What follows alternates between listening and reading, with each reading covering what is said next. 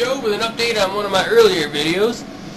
A while back I did a video on ethanol, and in that video I talked a lot about how ethanol causes deforestation, basically trying to discourage people from being so excited about ethanol and discouraging its use. Now I might have mentioned ethanol competing with food markets in that video. If not, I meant to. This is a big issue, and it's already becoming relevant. In Mexico, they eat corn tortillas. I mean, they eat like 2 pounds of these things a day. This is what they live on. The price of corn has been going up lately, of course, because of the ethanol market.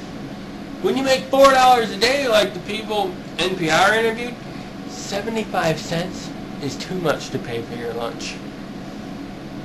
They want to eat the corn, and we want to light it on fire and burn it in our cars. We're starving people in Mexico to make our cars go. People, this is just the tip of the iceberg.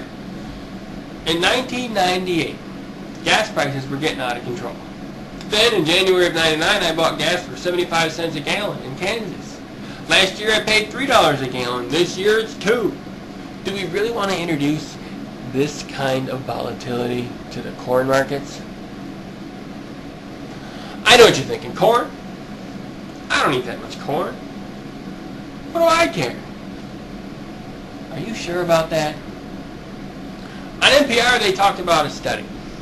They took human hair samples from Americans and they tested it. Now, before I talk about what they tested it for, let me explain something. When a plant takes carbon from the air and turns it into sugar, protein, or oil, it leaves a signature on that carbon. I think it does this because it selects certain carbon isotopes from the air, a certain ratio of different weights of carbon. It's a nuclear physics thing. And they tested the human hair for this signature. And what they found is basically something that we already should have known, and that is we are corn. Think about it this way. Almost everything we eat is corn. They put corn syrup in everything that's sweet and many things that we don't even think of as sweet. They put corn flour in a lot of processed foods that we don't even think of as corn foods. And a lot of our foods get cooked in corn oil or there's corn oil added to it. Almost everything we eat is corn. It goes even further than this. Every animal we eat, chicken, beef, pork, is fattened up with corn before it's slaughtered. Even wild animals eat corn. Like deer, they go out in the cornfield and they eat it. So, when I talk about introducing volatility to the corn market, what I really mean is introducing volatility to the entire food market.